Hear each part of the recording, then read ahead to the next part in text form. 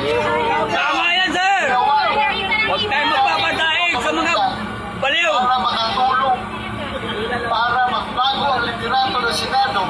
Dahil kung hindi kasa, Pilipinas, kaya bugahin talaga kung against all odds, lahat ng risk, hinarap ko para makarating lang dito.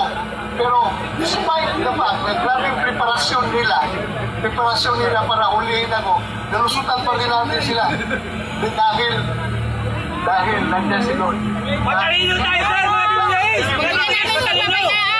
It's real. Hindi maulit ang nangyari kay Pangulong Duterte. Senator, magtatanong kami sa iyo. Ano po yung naramdaman ninyo kanina nung habang hinahabol kayo ng mga pulpul na NBI? Nadapa nga siya eh. Ang aking inisip talaga is kung paano ako magkakaroon sa session hall. Bilang maawa. Yan yung goal. Para makasama ako doon sa pagbuto para sa pagbabago ng liderato ng Senado. Dahil yun naman talaga ang nahabol nila. Bakit nila ko inaharangan?